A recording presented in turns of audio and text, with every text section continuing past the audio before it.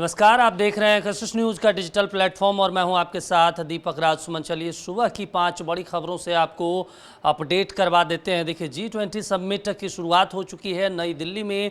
इसको लेकर पुख्ता इंतजाम किए गए हैं और आपको बता दें कि जो 20 देशों के प्रतिनिधि इसमें शामिल हो रहे हैं उनका पहुँचने का भी सिलसिला शुरू हो गया। और सबसे पहले कल जो बाइडन जो अमेरिकी राष्ट्रपति हैं उन्होंने दिल्ली एयरपोर्ट पर कदम रखा। उसके बाद वो सीधे प्रधानमंत्री आवास पर जाकर प्रधानमंत्री नरेंद्र मोदी से मुलाकात की। यहाँ पे आपको बता दें करीब ये जो मुलाकात हुई है वो 52 मिनट तक मुलाकात चली है, जिसमें तमाम मुद्दों को लेकर बातचीत की गई है। यहाँ पर दोनों नेताओं के बीच द्विपक्षीय वार्ता हुई है। आपको बता दें कि पीएम मोदी और बाइडेन के बीच मुलाकात के बाद एक साझा बयान भी जारी किया गया है। इसमें भारत और अमेरिका की साझेदारी बढ़ाने पर बात की गई है। साथ ही अमेरिका यूएनएससी में भारत की अस्थायी सदस्यता के पक्ष में भी दिखा है। इस दौरान बाइडेन ने G20 की अध्यक्षता के लिए भारत की तारीफ की। साथ ही चंद्रयान 3 की सफलता के लिए भारत को बधाई भी दी है। आपको बता दें G20 समिट में शामिल होने के लिए 20 देशों के प्रतिनिधि दिल्ली पहुंचे हैं। इसको लेकर लगातार सुरक्षा व्यवस्था के पुख्ता इंतजाम भी किए गए हैं। और आपको बता दें कि इस G20 समिट की अध्यक्षता जो है प्रधानमंत्री नरेंद्र मोदी कर रहे हैं, भारत कर रही है। और इसको लेकर जो तमाम मंत्री हैं उनको भी लगाया गया है। G20 में शामिल होने वाले सभी विदेशी मेहमानों को आज रात राष्ट्रपति द्रौपदी मुर्मू राष्ट्रपति भवन में भोज देंगे। और इस भोज कार्यक्रम में जो तमाम अलग अलग राज्यों के मुख्यमंत्री हैं वो भी शामिल होंगे। तो वहीं बिहार झारखंड के मुख्यमंत्री नीतीश कुमार और हेमंत सोरेन भी इस भोज में शामिल होंगे। आपको बता दें कि सभी राज्यों के मुख्यमंत्री को आमंत्रित किया गया है इस रात्रि भोज में, जिसमें नीतीश कुमार और हेमंत सोरेन आज दिल्ली जाएंगे। लंबे समय के बाद ये पहला मौका होगा जब बिहार के मुख्यमंत्री नीतीश कुमार की मुलाकात प्रधानमंत्री नरेंद्र मोदी से होगी। पिछले वर्ष मई में जब प्रधानमंत्री विधानसभा के कार्यक्रम में पटना पहुंचे थे तब मुख्यमंत्री और प्रधानमंत्री मोदी की मुलाकात हुई थी। ऐसे में अटकलों का बाजार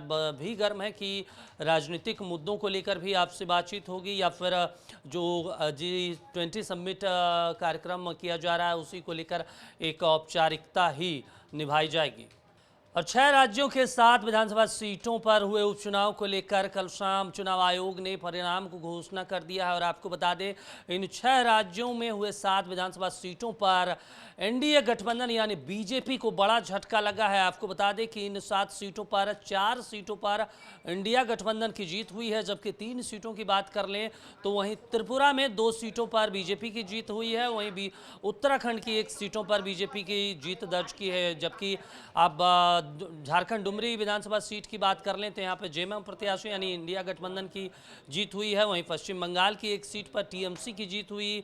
वहीं केरल में भारतीय राष्ट्रीय कांग्रेस की जीत हुई है। और आपको बता दें उत्तर प्रदेश की घोसी विधानसभा सीट पर समाजवादी पार्टी की जीत हुई है। ऐसे में इंडिया गठबंधन के बाद इस उपचुनाव को एक लिटमस टेस्ट के रूप में देखा जा रहा था, एक परीक्षा के रूप में देखा जा रहा था, जिसमें अब इंडिया गठबंधन जो बनाए गए हैं वो एक तरीके से पास करता हुआ दिखाई दे रहा है। और एक तरीके से कहें तो लोकसभा चुनाव से पहले एक प्रयोग के रूप में इंडिया गठबंधन साझा उम्मीदवार उतारा था इन सभी सीटों पर और ये सफल होता भी दिखाई दे रहा है।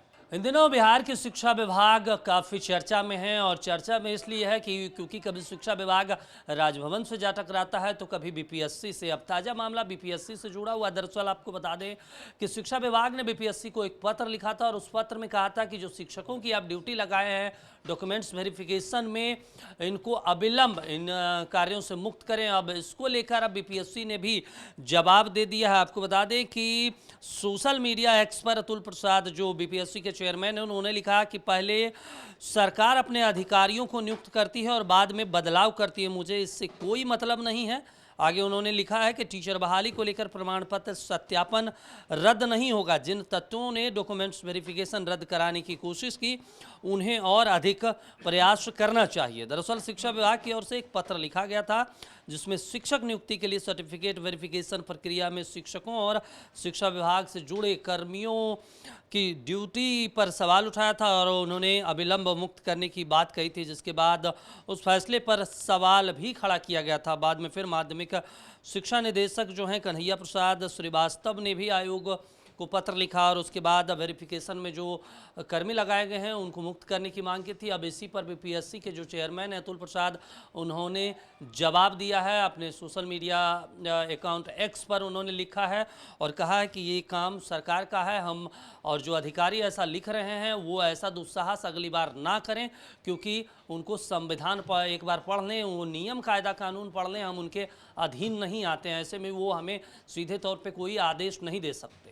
और शाहरुख खान की फिल्म जवान सिनेमाघरों में रिलीज हो गई है और जवान का जो क्रेज है वो फैंस में भी सिर चढ़कर बोल रहा है। आपको बता दें कि सिनेमाघरों में इस फिल्म के लिए टिकट नहीं मिल रहा, तो वहीं जवान फिल्म का एक डायलॉग भी अब सोशल मीडिया पर खूब वायरल हो रहा है, जिसकी तारीफ फैंस तो कर ही रहे हैं और इस डायलॉग की जो चर्चा है राजनीतिक गलियारों में भी खूब हो रही है। दरअसल जो शाहरुख खान का वीडियो वायरल हो रहा है उसमें शाहरुख खान कहते दिखाई दे रहे हैं कि लोगों को जाति धर्म से उठकर वोट करना चाहिए, और यहाँ तक कि जब 5 साल बाद नेता वोट मांगने आए तो उनसे सवाल भी पूछना चाहिए कि आपने 5 सालों में हमारे लिए क्या काम किया है, शिक्षा व्यवस्था के लिए क्या काम किया है, स्वास्थ्य के लिए क्या काम किया। अब शाहरुख खान का ये जो डायलॉग है इस फिल्म का जवान का, ये लोगों के बीच सुर्खियां बटोर रहा है। हर एक सोशल मीडिया अकाउंट पे ये खूब वायरल किए जा रहे हैं। तो वहीं राजनीतिक गलियारों में भी इसको लेकर अब